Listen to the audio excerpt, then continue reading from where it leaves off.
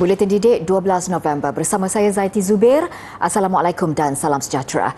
Bahagian Sumber dan Teknologi Pendidikan Kementerian Pendidikan KPM dengan kerjasama Sektor Sumber Teknologi Pendidikan Jabatan Pendidikan Negeri Sembilan mengadakan majlis penyampaian hadiah pertandingan TVPSS Peringkat Kebangsaan 2022 baru-baru ini. Majlis ini adalah satu pengiktirafan KPM kepada murid-murid yang telah berjaya menyertai pertandingan TVPSS dengan cemerlang mengikut kategori yang ditetapkan. Ikuti laporan penuh mengenainya dalam segmen Wartawan Cilik minggu ini.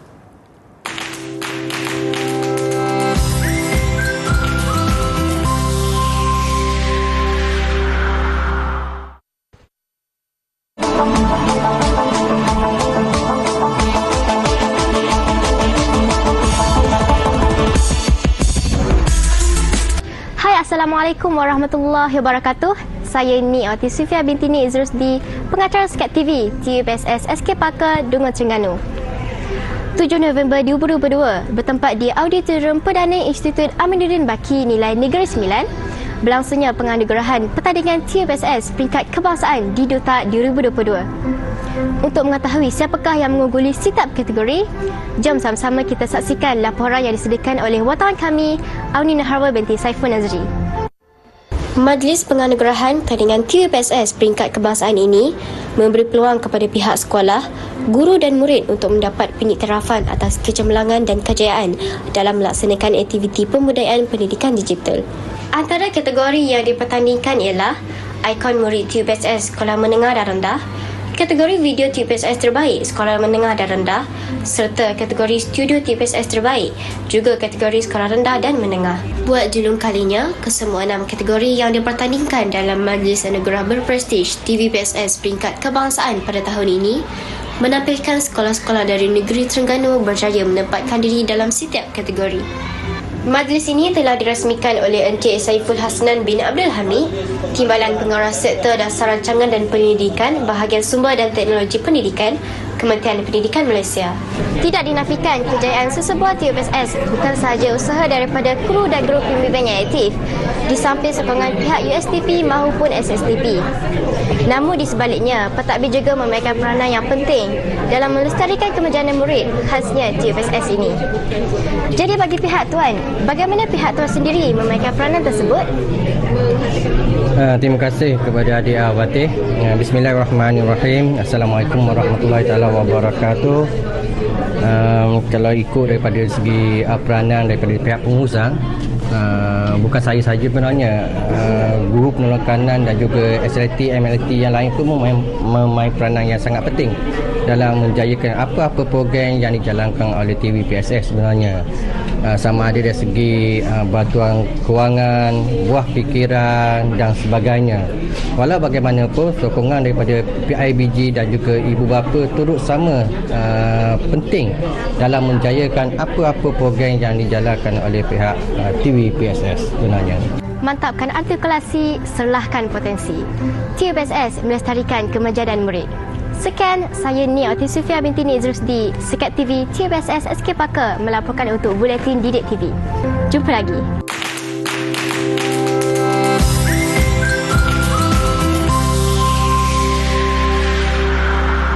95 remaja penerima tahap emas ditauliahkan dalam Majlis Pentauliahan Emas Anugerah Remaja Perdana Rakan Muda ARPRM 2022. Anugerah itu mampu menjadi platform dalam membina serta melahirkan personaliti muda berketerampilan menerusi pengalaman yang ditempuhi mereka. Majlis Pentauliahan berlangsung di Ipoh Perak disempurnakan Menteri Belia dan Sukan Datuk Seri Ahmad Faizal Azumu. Program yang menyasarkan golongan remaja dan belia berusia 14 hingga 25 tahun diadaptasi daripada program antarabangsa The Duke of Edinburgh International Awards yang berpengkalan di United Kingdom sejak 1956. Ia bertujuan memberi pendedahan kepada remaja mengenai konsep ketekunan tugasan, disiplin, kepimpinan, kemahiran, semangat jati diri, bertanggungjawab dan paling utama semangat sukarelawanan. Kualiti itu akhirnya diharap dapat melahirkan pemimpin muda pelapis yang berjiwa besar dalam menerajui persatuan atau organisasi.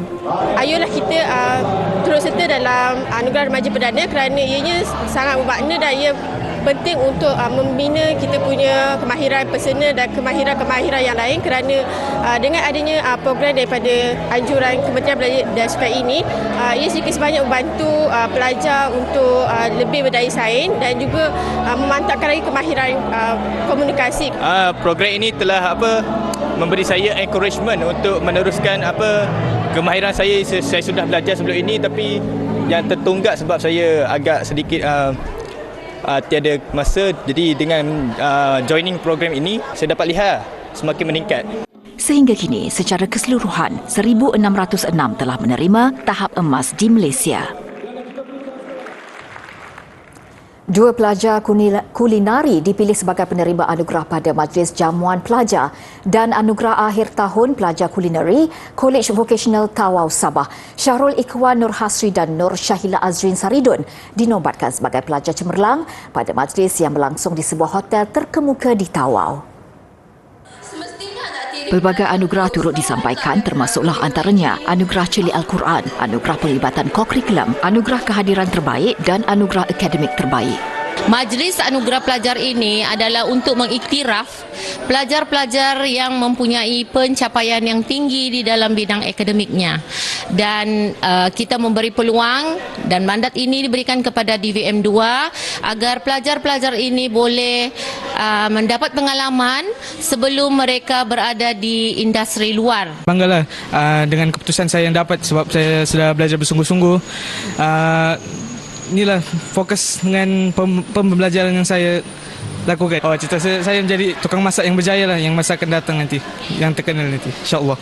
Sangat bangga dengan ini sebab sepanjang semester saya pula study dan akhirnya saya dapat anugerah akademik terbaik dalam semester ini. Selepas ini saya akan terus belajar sehingga saya habis diploma. Lepas tu saya rancang untuk masuk ke degree dan saya sambung belajar bahagian kulinari lah juga. Lepas tu saya akan teruskan ke bidang seterusnya. Majlis turut menampilkan bakat persembahan nyanyian dan lakonan daripada pelajar kolej.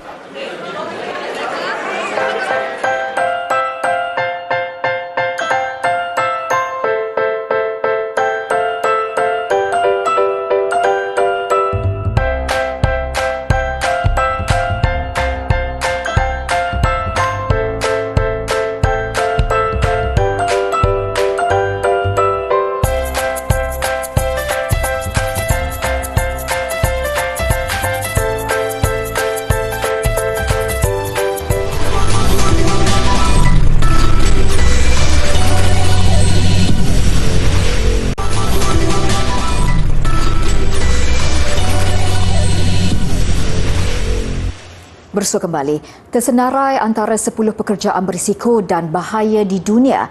Juruteknik asas tali kini antara kerjaya bukan lagi didominasi kaum lelaki, malah semakin didekati kaum hawa. Intan Nur Zulaika 18 tahun dan Nur Liana Nurdi 19 tahun antara belia wanita yang memilih juruteknik asas tali sebagai kerjaya. Minat serta gemarkan cabaran menjadikan Intan dan Liana berjaya menepis segala stigma mengenai kerjaya pilihan mereka.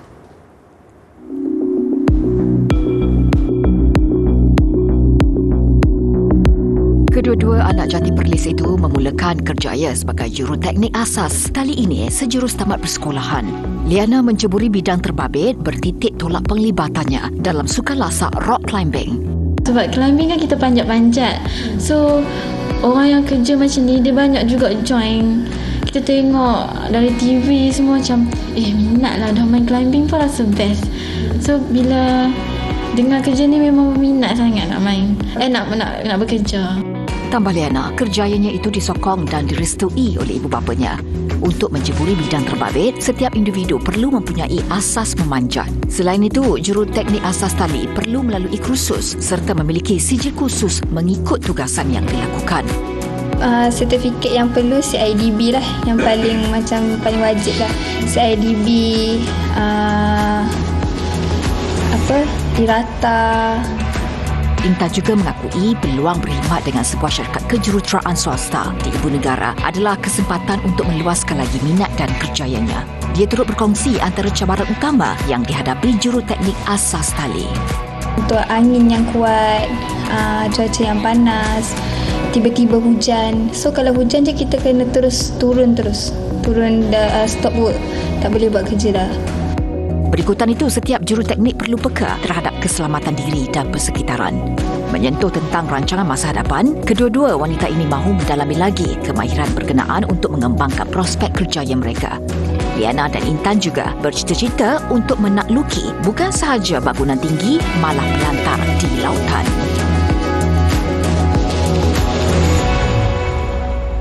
Sebanyak 38 set train transit aliran ringan LRT di sepanjang laluan Kelana Jaya dengan jarak 5 minit antara setiap set train diuji hari ini bagi memastikan kestabilan dan keselamatan sistem berfungsi baik. Menteri Pengangkutan Datuk Seri Wee Ka Siong berkata sistem isyarat dan komunikasi dalam keadaan baik dan menjagakan pengoperasian normal ke semua 38 hingga 40 train LRT itu tidak lama lagi. Dalam satu hantaran di Facebook, beliau memaklumkan pengujian sistem kawalan train automatik ATC oleh pihak Rapid Rail yang bermula jam 11 malam semalam hingga 5 pagi tadi turut dipantau bahagian perancangan dan penguatkuasaan rail APAD. Katanya, pihak berkenaan telah menggerakkan 24 set train di sepanjang laluan Putra Heights Gombak. Jelasnya, matlamat utama pengujian ini untuk memastikan kestabilan dan keselamatan sistem sebelum meneruskan pengoperasian penuh. Semalam, Datuk Seri Wee Ka Siong memaklumkan keputusan sama ada pembukaan semula perkhidmatan 16 stesen LRT laluan Kelana Jaya akan dipercepat bergantung kepada hasil ujian tersebut. Terdapat beberapa peraturan jika kita berhadapan dengan keris atau mengendalikan keris. Contohnya, kita tidak dibenarkan untuk membenggang hulu keris kerana selalunya terdapat racun warang ataupun dikenali sebagai arsenik. Racun ini selalunya dibuat menggunakan bahan-bahan daripada bisa haiwan yang eksotik ataupun daripada najis dan juga tumbuh-tumbuhan yang beracun. Okey, untuk bahagian sarung keris pula, bahagian sampil selalunya dibuat daripada pokok kayu kemuning. Manakala bahagian batang sungai pula diperbuat daripada pokok angsana. Sebenarnya, dalam sesebuah keris terdapat dua konsep, iaitu racun dan juga penawar. Di manakah racunnya? Racunnya berada di hulu keris, di hujung keris, manakala penawarnya berada di sarung keris.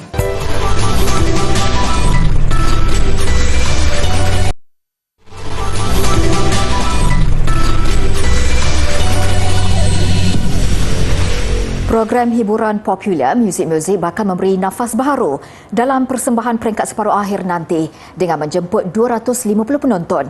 Ia berbanding musim lalu yang terpaksa dihadkan jumlah penontonnya serta ditayangkan dalam talian bagi mematuhi SOP pandemik COVID-19. Dan juga perbezaannya tahun ini, kalau dulu kita bersiaran pada pukul 9 malam, tapi tahun ini pihak pengurusan membuat keputusan untuk menyiarkan kita punya semifinal muzik ni waktu petang, iaitu bermula pada pukul 3 petang hingga pukul 6 petang untuk hari pertama, dan juga untuk hari kedua 26 hari bulan daripada pukul 3 petang hingga pukul 5.30 petang. Selain kehadiran penonton, separuh akhir kali ini bakal dimeriahkan lagi dengan pilihan genre muzik rock and roll, pop dan pop etnik. Senarai penuh 30 lagu yang bakal berentap diumumkan semalam. Menariknya, penyandang anugerah juara lagu AGL seperti Joe Flitzer, Hair Husaini dan Naim Daniel antara yang turut tersenarai. Edisi kali ini juga bakal menyaksikan saingan sengit penyandang trofi vokal terbaik AGL seperti antaranya Hafiz Suib, Dayan Nur Faizah, Ernie Zakri dan Aina Abdul. Daripada sudut liriknya, daripada sudut melodinya, of course sebab kita bertanding dengan ramai komposer-komposer yang hebat-hebat kan. Saya baru setahun jagung dalam menulis. Tak ada nak kata beban, it's just a big responsibility lah untuk semi-final kali ni lah. Tapi saya bersyukur sangat-sangat lagu ni layak ke semi-final. Bukan sebabkan saya menyanyikan lagu ini, tetapi sebabkan saya menulis lagu ni. Itu yang membuatkan saya happy. Naim sebenarnya tak expect untuk dua lagu masuk ke dalam semi-final ni, but Naim akan cuba buat yang terbaik sebab ni semua untuk peminat lah, sebab diorang yang undi kan. So kita jumpa dekat semi-final. Separuh akhir muzik ke-37 akan ditayangkan pada 25 dan 26 November ini di TV3 selain boleh di-stream secara langsung menerusi tonton.com. Sistem keuangan di Lubnan lumpuh pada 2019, menjejaskan rakyatnya serta mencetuskan gelombang imigrasi terbesar. Ia juga memberi kesan kepada penuntut yang bergelut untuk membayar yuran pendidikan sehingga hari ini. Jed Bustani, penuntut tahun keempat jurusan perubatan, semakin hampir mencapai impiannya untuk bergelar doktor. Namun hanya ada satu halangan. Bustani berdepan masalah membayar yuran pengajian kerana ibu bapanya dibayar gaji dengan mata wang Pound Lubnan yang sudah merudum nilainya sehingga 90%. Bertindak untuk menangani sendiri masalah itu, dia mengasaskan inisiatif The Medical Campaign, membolehkan penuntut sepertinya mengajar ilmu perubatan kepada kanak-kanak sebagai sumber pendapatan sampingan. Bustani bermula dengan mengajar seorang kanak-kanak di Qatar melalui kelas online tahun lalu. أنا 100 تلميذ بأول شهر جن جمعنا حكيت مع عالم مع تلاميذ كمان غير جماعات هناك رفقاتي حكيتهم قلت لهم إنه عندي 1 2 3 وهيك صار معي كلنا تحمسنا عملنا جروب صغير ومن هذا الجروب الصغير انطلقنا وصرنا نعطي كلاسز صرنا نعطي الصفوف للتلاميذ 26 بلد بلشنا ب 20 بلد هلا اليوم صرنا ب 26. Mereka juga sudah mendidik lebih 700 kanak-kanak dan remaja. Selain menyokong lebih 30 penuntut jurusan perubatan, termasuk membiayai penuh pendidikan 8 daripada mereka. Dahlia Majid mengakui mendaftarkan anaknya yang berumur 4 tahun kerana sangat meminati biologi. Bukan sekadar teruja dapat belajar, si cilik itu juga dapat mengenali rakan-rakan baharu tanpa terikat dengan sistem pendidikan di sekolah. Tenaga pengajar yang terlibat pula tidak menyangka peluang itu memberi pengalaman penuh bermakna. أنا كثير أوقات قبل ما بلش كور مع ولد بكون إنه شوي تعبانة أوقات يمكن أو راجعة وراسي بعده بيكون بالجامعة بس فوت وبلش السيانس أو التجربة مع الولد بالعكس بيتغير كل هيدا الشيء وبصير على قد in another world يعني. Usaha Bustani dan rakan-rakannya wajar dijadikan inspirasi kepada semua. Di mana ada kemahuan, di situ ada jalan. Sebuah helikopter elektrik melakukan penerbangan udara konvensional pertamanya berhampiran Paris, Perancis. Pesawat ujian Volocopter yang menyerupai drone besar dengan 8 rotor berlepas membawa penumpang dari lapangan terbang Pointe Courmayeur di luar Paris dan mengelilingi seketika ruang udara ketika pesawat lain berada di sekitar. Ketua Pegawai Eksekutif Syarikat Jerman itu, Dirk Hoek, berkata dalam tempoh 18 bulan akan datang, ia akan menyediakan helikopter tersebut untuk pensijilan. Seterusnya berharap dapat melancarkan penerbangan komersial pendek menjelang Sukan Olimpik Paris 2024. You see, it's a two-seater. You will have one pilot and one passenger. You can buy the ticket and you can fly directly from the stations that we will choose with our partners. The ticket price we will define as soon as we have the routes. Pihaknya juga menyasarkan pesawat itu dapat terbang secara automatik sepenuhnya, namun mengakui masih banyak perlu dilakukan dari segi infrastruktur, integrasi ruang udara dan penerimaan orang ramai. Kelajuannya pula sekitar 90 km sejam, namun buat permulaan hanya akan terbang sekitar radius 20 km. Juruterbang ujian berkata kawalan pesawat ini lebih mudah berbanding helikopter biasa kerana setiap gerakan mempunyai paksi tersendiri. Volocopter ketika ini bersaing dengan syarikat lain seperti Lilium dan Airbus untuk mendapatkan taksi terbang pertama yang disahkan oleh pengawal selia.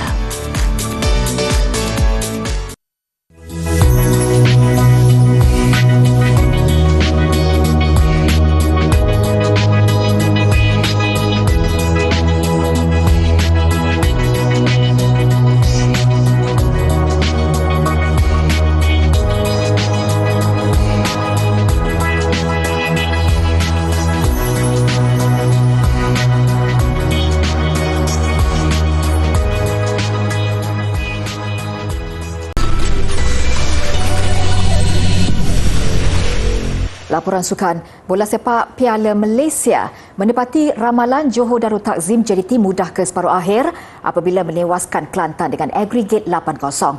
Aksi suku akhir kedua semalam di arena sendiri, JDT menang 5-0. Pada separuh akhir, naib juara musim lalu itu akan berdepan Sabah FC. Berbekalkan kemenangan 3-0 pada perlawanan pertama di Kota Baru, JDT nyata beraksi tanpa tekanan melayan kunjungan Kelantan FC di Stadium Sultan Ibrahim. JDT membuka jaringan pada minit ke-12 menerusi penyerang berbisa dari Brazil, Bergson de Silva. Meskipun cuba memberi tekangan, Kelantan tersentak lagi apabila Bergson menambah gol kedua peribadi minit ke-35. 2 minit berselang, Bergson melengkapkan hat-trick untuk JDT selesa mendahului 3-0. 5 minit sebelum rehat menyusul gol keempat JDT, kali ini menerusi jaringan Syahmi Safari. Dan penghujung babak pertama, tuan rumah sempat menambah satu lagi gol hasil percubaan Nazmi Faiz Mansur. Serangan bertali arus terus dilancarkan skuad bimbingan jurulatih Hector Bidoglio sebaik permainan bersambung, memaksa Kelantan bekerja keras mempertahankan kubu mereka. Keputusan 5-0 kekal sehingga Wizard Penaman menyaksikan JDT marah ke separuh akhir dengan agregat 8-0. Cerita berbeza di Stadium Likas Kota Kinabalu. Tuan rumah Sabah FC cemas sebelum menundukkan Kuching FC pada perlawanan yang berlarutan sehingga ke masa tambahan itu. Sabah menang tipis dengan agregat 2-1. Bertandang ke Kota Kinabalu, Kuching yang dibimbing Irfan Bakti Abu Salim mengutarakan janji untuk bangkit daripada kekalahan 0-1 di gelanggang sendiri. Mereka menyaingi setiap penjuru, memaksa Sabah beraksi di bawah tekanan. Tanpa jaringan pada babak pertama, padang lecak akibat hujan tidak menjejaskan perancakan permainan pada separuh masa kedua. Memasuki minit ke-84, Kuching membuka jaringan selepas pemain tuan rumah Umarin Baco tertampan bola ke gawang sendiri. Kekal terikat agregat 1-1, pemenang terpaksa ditentukan menerusi tambahan masa 30 minit. Kealpaan benteng Kuching selepas 4 minit permainan bersambung membawa padah. Hantaran Sadi Ramdhani berjaya ditaduk masuk Taiki Kagayama untuk Sabah mengikat kedudukan 1-1. Nasib nyata tidak menyebelahi Kuching FC apabila gagal menyempurnakan deretan peluang keemasan pada penghujung perlawanan. Slot separuh akhir milik Sabah menerusi kemenangan agregat 2-1. Bagaimanapun skuad kendalian Dato' Ong Kim Swee itu bakal berdepan laluan sukar menentang JDT pada 15 dan 20 November ini.